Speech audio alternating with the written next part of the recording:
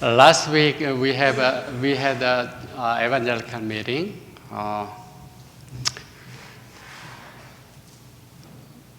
Thank you for help us. 전도에 도와주셔서 정말 감사합니다. 여러 가지로. 오늘 제가 드릴 말씀의 제목은 큰 기쁨의 좋은 소식입니다. 제목이 참 좋죠. 자, 누가복음 2장 10절에 있는 말씀 보겠습니다. 누가복음 2장 10절입니다. 보라, 내가 온 백성에게 미칠 큰 기쁨의 좋은 소식을 너희에게 전하노라. 큰 기쁨의 좋은 소식인데 그 큰 기쁨의 좋은 소식이 온 백성에게 미칠 소식이라고 그렇게 이야기를 합니다. 우리가 옛날 옛적에 이렇게 시작되는 오래된 동화들이 있죠. 옛날에 이런 이야기들이 있잖아요. 세계적으로 많이 알려진 이야기들도 있고 각 나라마다 전해 내려오는 이야기들도 있습니다. 아이들에게 들려주는 그런 이야기들이 있죠. 한국 동화로는 콩쥐팥쥐, 심청전, 흥부와놀부 그런 것들이 있을 수 있고요. 세계적으로 많은 사람들에게 알려진 것은 백설공주, 인어공주, 미녀와 야수, 개미와 배짱이, 신데렐라 그런 것들이 있을 것 같습니다.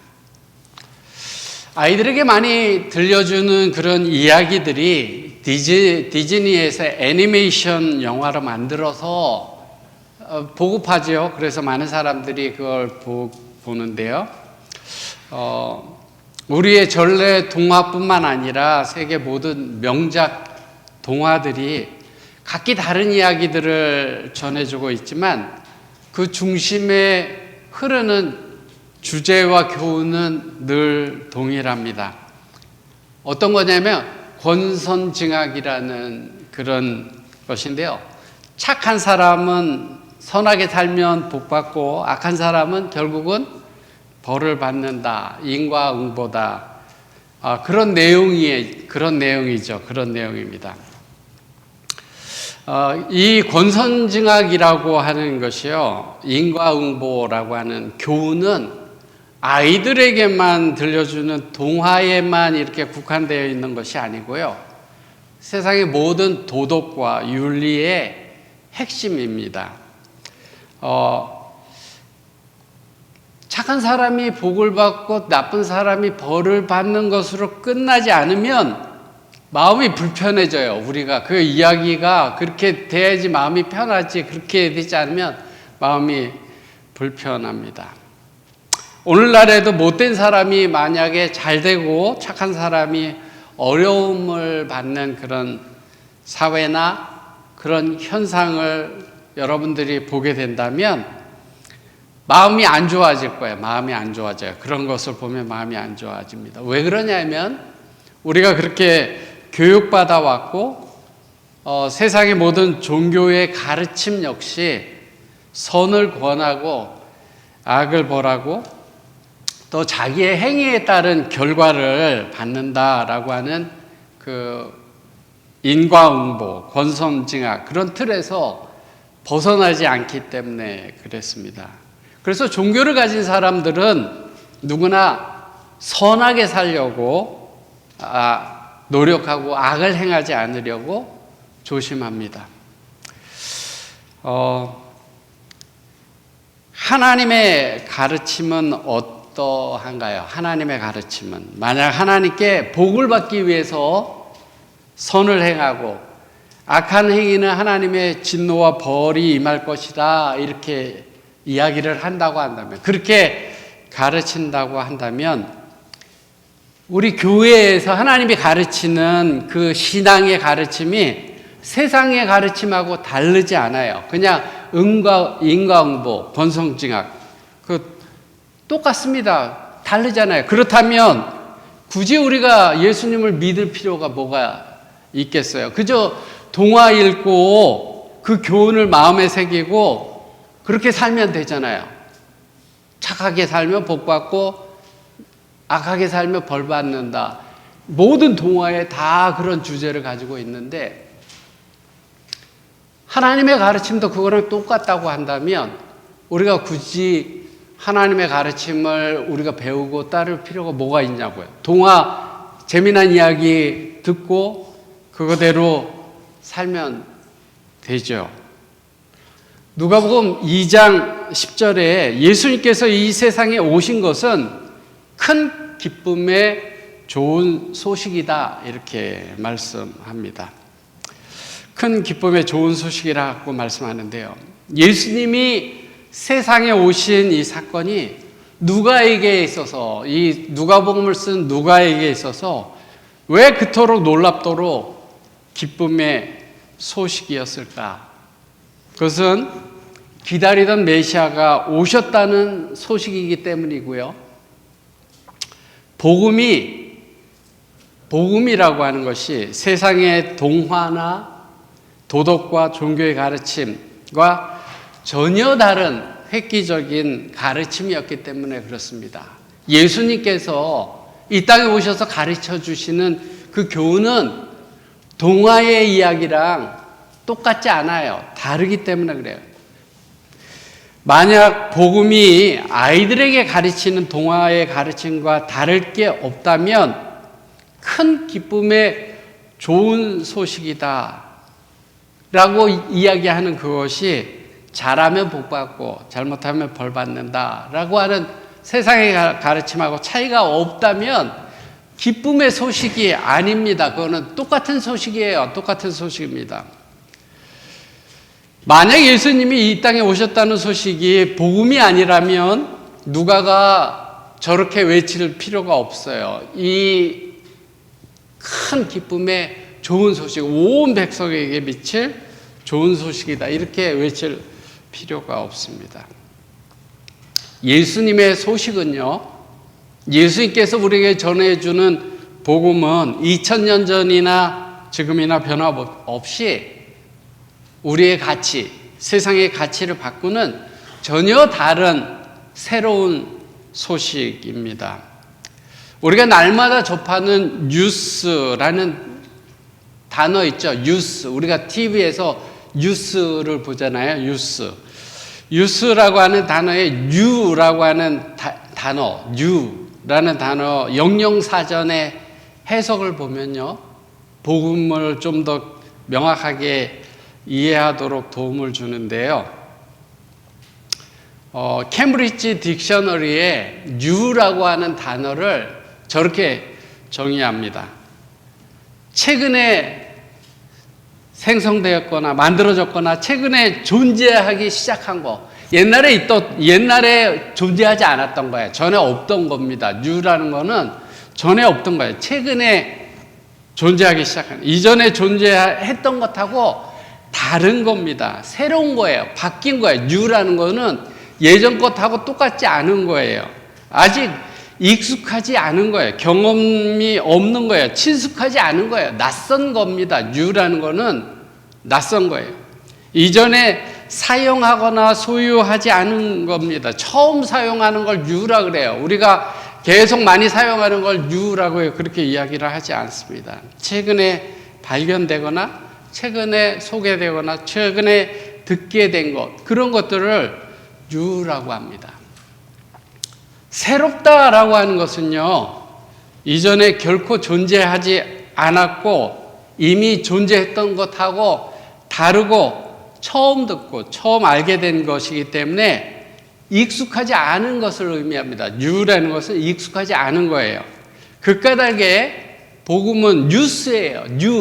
새로운 뉴스에, 굿뉴스에, 그것도 그 까닭에 사람들이 복음을 오해하게 되는데요, 낯설기 때문에 그래요. 복음이 새롭기 때문에 그렇습니다. 예수님을 믿는다고 하면서도 자꾸 이전에 종교적인 가르침, 도덕적 가르침으로 이해하고 받아들이려고 합니다. 그러니까 착하게 살아야 된다. 착해야지 복 받고 나쁘게 살면 벌 받는다. 그런 가르침을 우리가 계속 받아왔기 때문에 그런 것으로 자꾸 이해를 하려고 합니다.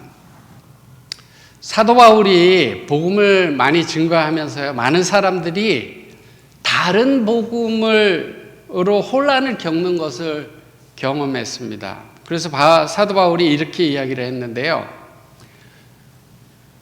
그리스도의 은혜로 너희를 부르신 이를 이같이 속히 떠나 다른 복음 쫓는 것을 내가 이상히 여기노라. 다른 복음 쫓는 걸 이상히 여기. 다른 복음은 없나니 이렇게 이야기를 했습니다. 다른 복음은 없다. 바울은 이렇게 그 뒤에 이렇게 경고했는데요. 8절 9절에 너에게 전한 복음 외에 다른 복음을 전하면 저주를 받을 거다. 그 하늘에서부터 온 천사라 할지라도 다른 복음이 없는데 다른 복음을 전하면 저주를 받을 것이다. 9절에 누구든지 너희가 받은 것 외에 다른 복음을 전하면 저주를 받을지어다. 예수의 복음은 2000년 전 사도 바울이 다른 복음의 위험을 경고했던 그 사람들뿐만 아니라 우리들에게도 익숙하지 않은 것입니다. 왜냐하면 우리가 살면서 배워왔던 가르침하고 다르기 때문에 그렇습니다.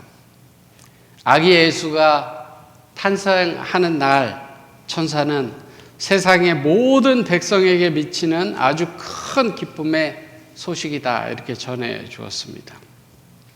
왜 예수님의 탄생이 우리에게 놀라운 기쁨의 소식이 되는 것일까요?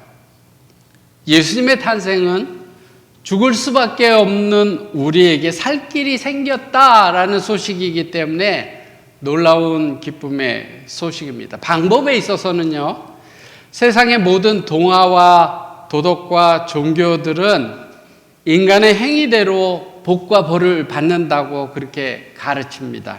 그러나 복음은, 하나님의 말씀은 인간의 행위가 아니라 하나님의 사랑을 이야기합니다. 행위의 대가로 주어지는 복이 아니라 하나님의 사랑이 값없이 부어주는 은혜에 대해서 이야기를 합니다. 그래서 다시 말하면 복음은 내가 하나님을 위해서 무엇을 해야 하는가 그런 것이 아니라 하나님이 나를 위해서 무엇을 하셨는가에 관한 이야기입니다. 지금까지 우리가 하나님께 나아가 행한 나의 행한 내 행위에 따라 하나님으로부터 복과 벌을 받는다 이렇게 알았습니다. 그렇지만 복음은 그렇지 않습니다. 복음은 내가 선한 행위를 얼마나 했으며 내가 하나님께 얼마나 많이 드렸는가 이런 걸 따지지 않습니다. 복음은 하나님이 나를 위해서 무엇을 이루셨고 우리를 향한 그분의 은혜가 얼마나 크고 놀라운가를 말하면서 우리를 하나님의 은혜의 바다로 초청하고 있습니다. 만약에 내가 하나님께 드린 종교적인 노력과 행위에 따라서 심판을 받는다고 한다면 내가 어떻게 신앙했느냐에 따라서 그 벌과 복을 받는다고 한다면 예수님이 내게 오셨다라고 하는 것은 아무 의미가 없는 거예요. 예수님이 안 오셔도 내가 어떻게 행하느냐에 따라서 나의 복과 벌이 결정되어진다고 한다면 예수님이 이 땅에 오신 것, 내게 오신 것, 그것은 아무런 의미가 없는 것입니다. 복음이 또 하나의 우화가 되는 거예요. 우화나 다를 게 없는 거예요. 동화나 다를 게 없는 겁니다. 동화는 그렇게 가르쳐줘요. 착한 일을 해야 된다. 그러면 나중에 복을 받는다. 나쁜 일을 하면 나중에 벌 받는다. 그렇게 가르쳐줍니다. 복음이 그것과 똑같다면 복음을 더 할 필요가 없죠. 그저 하나님께서 동화를 널리 퍼뜨리시면 되는 것이죠. 우리가 신앙생활하면서 하나님께서는 항상 기뻐하라 이렇게 말씀하셨음에도 불구하고 우리가 기쁨이 없는 이유는 우리의 헌신이 부족하기 때문이 아니에요. 우리가 하나님께 덜 하기 때문이 아니라 내가 복음을 잘 이해하지 못하기 때문입니다. 우리가 복음을 듣고도 대가를 요구하는 예전의 종교, 예전의 가르침으로 돌아가는 까닭에 복음의 새로운 것을 우리가 복음이라는 것이 낯설고 익숙하지 않게 그렇게 느껴집니다. 아무리 낯설고 익숙하다 하더라도, 아무리 내 생각하고 다르다 하더라도 우리가 복음으로 돌아와야 합니다. 왜냐하면 복음의 생명이 있기 때문에 그렇습니다. 복음은 우리의 행위를 계산하지 않습니다. 복음은 저와 여러분들의 부족함을 탓하지 않습니다. 복 받기 위해서 열심을 내야 된다 이렇게 요구하지도 않습니다. 복음은 우리의 잘못 때문에 우리가 지금 고통 가운데 있다 이렇게 이야기하지 않습니다.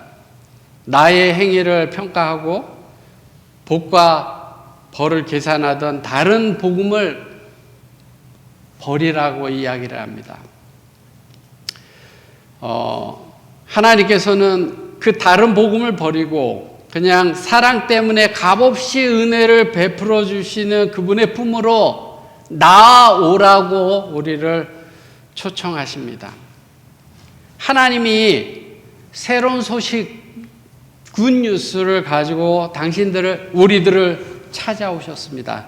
하나님이 우리의 행위를 보지 않습니다. 하나님이 우리의 성적에 따라, 우리의 행위에 따라 상을 주시지 않습니다. 하나님은 크신 사랑을 그냥 값없이 부어주십니다. 복음은 선물입니다. 복음은 선물입니다. 성경에 에베소서 2장 8절에 이렇게 이야기를 합니다. 너희가 은혜를 인하여 구원을 얻었나니 이것이 너희에게서 난 것이 아니요 하나님의 선물이다. 여러분들 공짜라고 하는 거예요.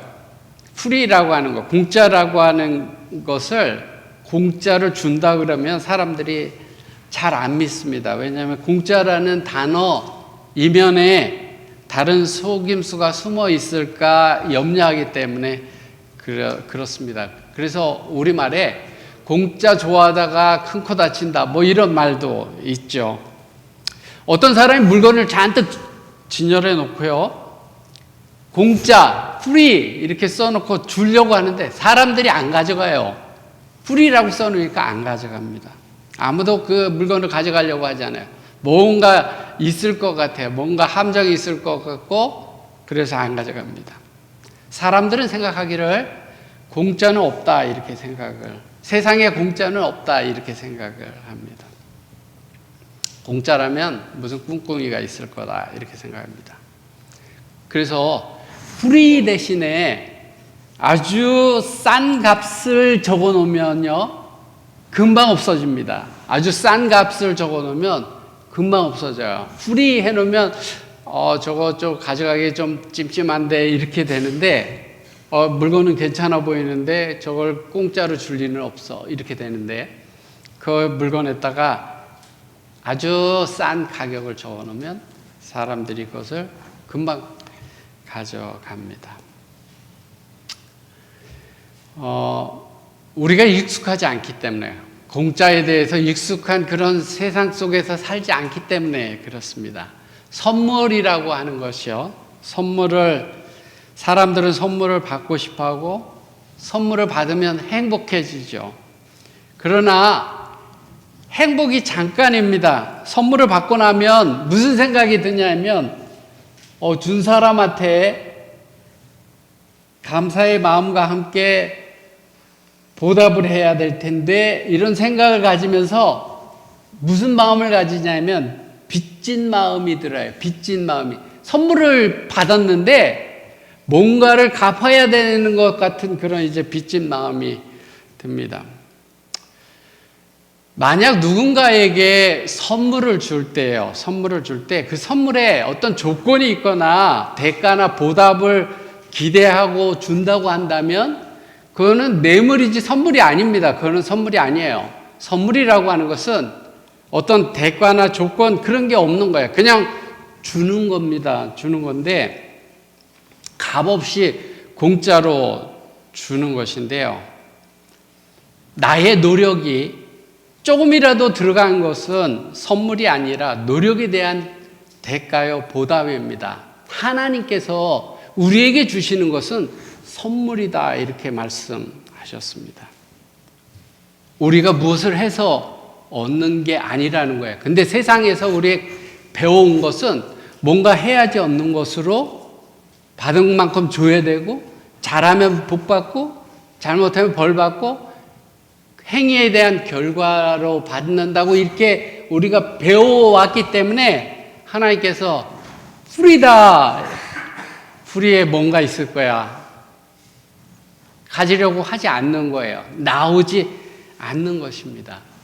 여러분들 월급을 선물이라고 이야기하는 사람 한 사람도 없어요. 월급을 선물이라고 말하지 않습니다. 왜냐하면 한 달 동안 또는 2주 동안 땀 흘려서 열심히 수고하고 노력하고 그렇게 일한 대가로 받는 것이 월급이기 때문에 월급은 선물이다, 이렇게 이야기를 하지 않습니다.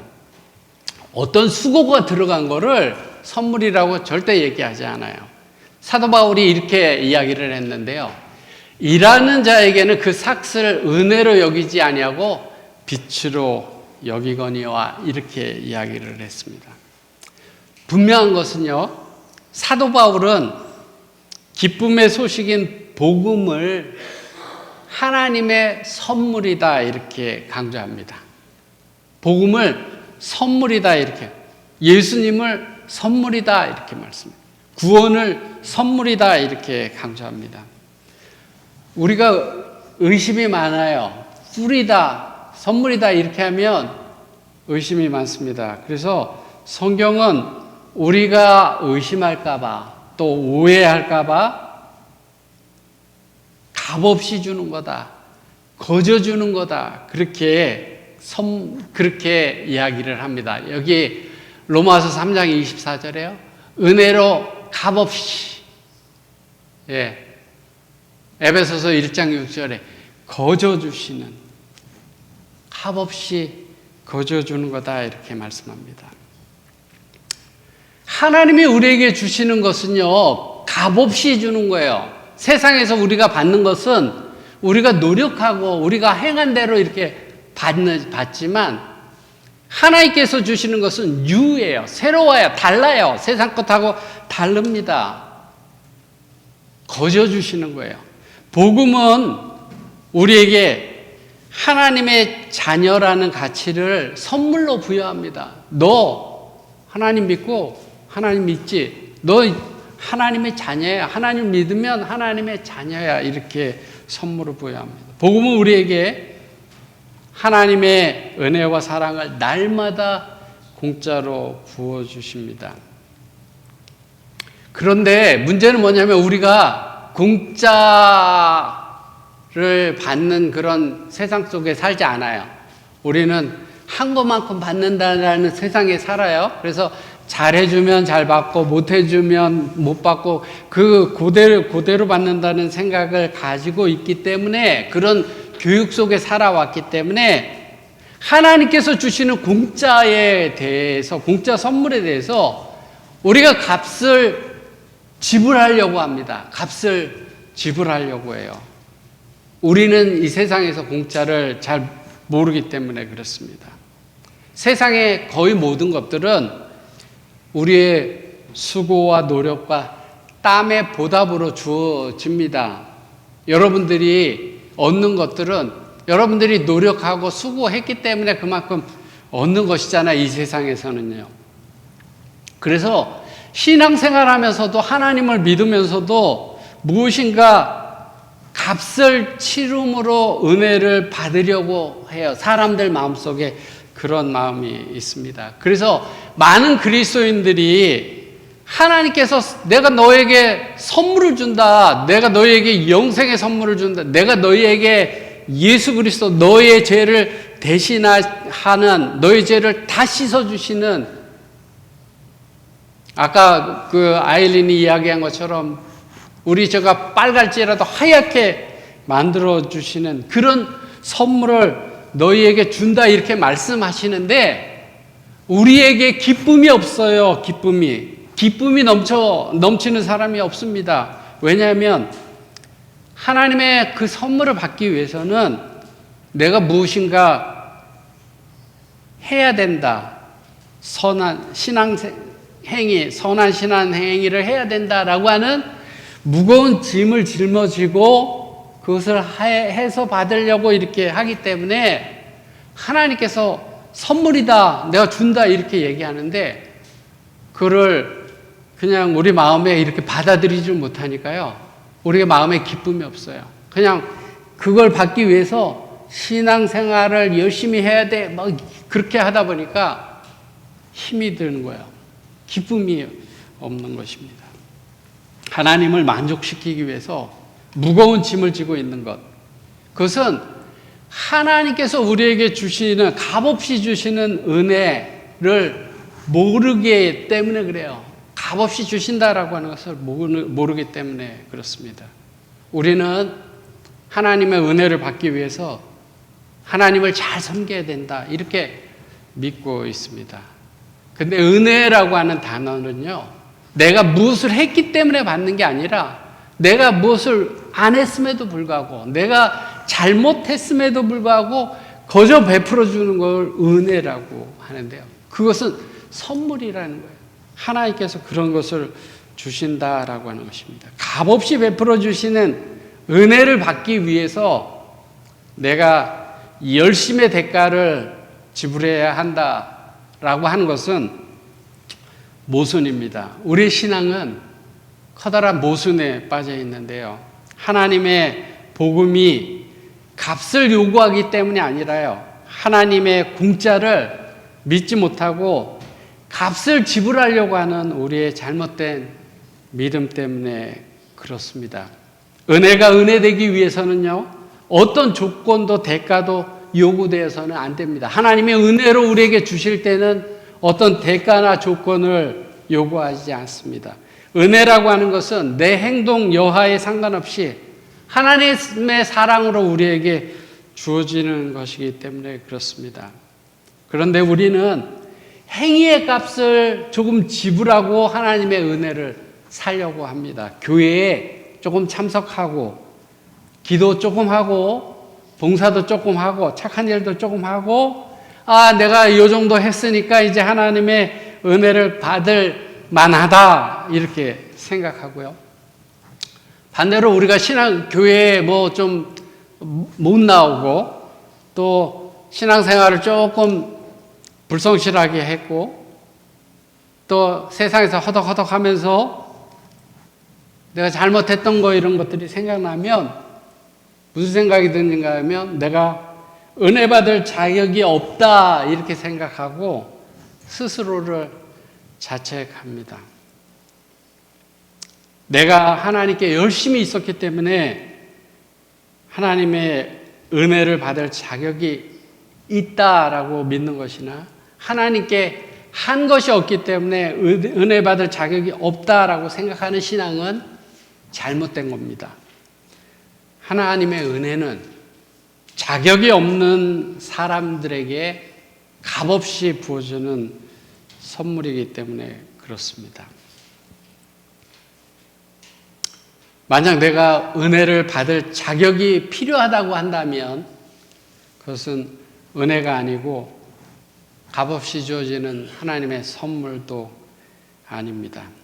성경은 계속해서 하나님의 사랑을 거저 주시는 은혜의 선물이다. 그렇게 계속해서 강조합니다. 구원이라고 하는 사랑이라고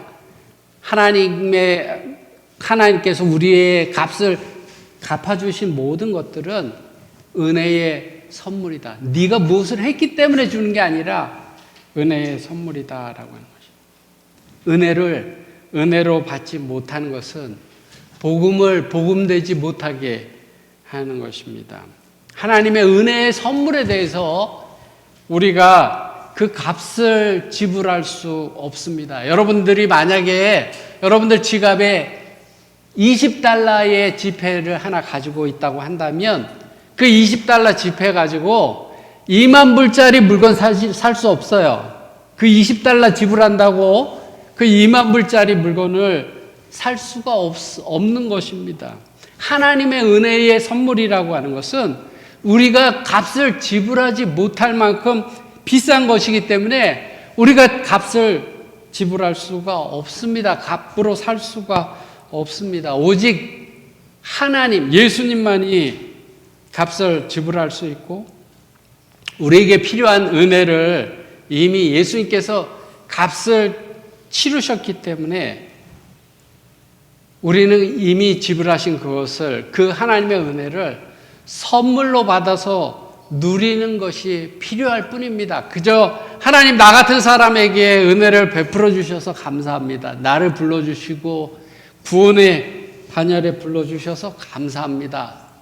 나 같은 사람에게 영생의 소망을 주셔서 감사합니다. 그렇게 살아가는 것이 참된 신앙인의 모습입니다. 하나님의 은혜는 우리가 무엇을 하거나 무엇을 안 하거나 해서 얻거나 잃어버려지는 것이 아니다라고 하는 사실입니다. 그런데 우리가 사는 세상은 이런 세상이기 때문에 은혜를 받기 위해서, 값을 치르기 위해서 노력합니다. 그러다 보면 신앙이 기쁨이 없어지고 의무만 생겨나게 돼요.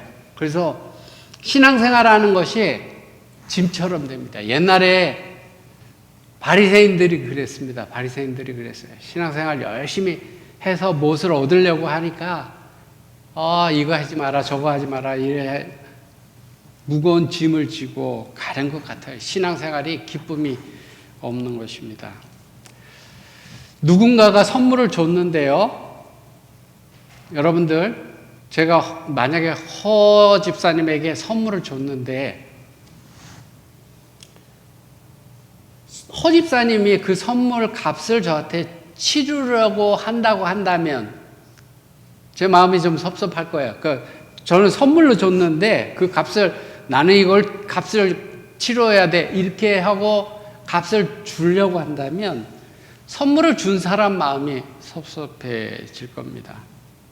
선물을 받은 사람은 그 선물을 기쁘게 받아서 잘 사용하면 준 사람 마음이 기쁜 거예요. 그죠?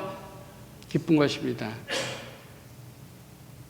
우리가 우리 마음의 문을 열어서요, 하나님께서 우리에게 주시는 은혜의 선물, 그 선물을 우리가 받아서 누리면서 살아가면 하나님 마음이 기쁜데, 우리 마음속에 그 갚을 수도 없는 건데 갚겠다고 막 이렇게 나의 갚은 것으로 그 은혜를 얻겠다고 이렇게 하면 하나님 마음이 불편하시겠죠. 제가 이제 말씀을 정리하면서요, 요한계시록 22장 17절에 이렇게 얘기를 합니다. 성령과 신부가 말씀하시기를 오라 하시는도다. 듣는 자도 오라 할 것이요, 목마른 자도 올 것이요, 원하는 자는 다 와라. 그리고 값없이 생명수를 받으라 하시더라. 프리 기프트입니다. 프리 기프트. 그냥 하나님께서 주시는 것은요, 프리예요. 프리. 우리가 노력해서, 우리가 잘 신앙생활해서 얻어지는 것이 아닙니다. 그냥 값없이, 너무나 비싼 거기 때문에, 너무나 큰 거기 때문에 우리가 갚을 길이 없으니까 하나님께서는 사랑과 은혜의 선물을 그냥 값없이 우리에게 주시는 거야. 우리는 그것을 기쁘게 받아서 누리면서 살아간다고 한다면 우리 마음속에 신앙생활하는데 기쁨이 있고 감사가 있고 신앙생활이 행복한 신앙생활이 될 겁니다. 저와 여러분들이 하나님을 믿는다라고 하는 것이 짐을 짊어지고 억지로 힘들게 이렇게 신앙생활하는 것이 아니라 나 같은 사람에게 베풀어 주신 그 하나님의 은혜와 사랑이 거저 주시는 것이 얼마나 큰지 그것을 느끼고 감사하며 기뻐하며 신앙생활하는 여러분들이 되기를 바라면서 말씀 드리겠습니다.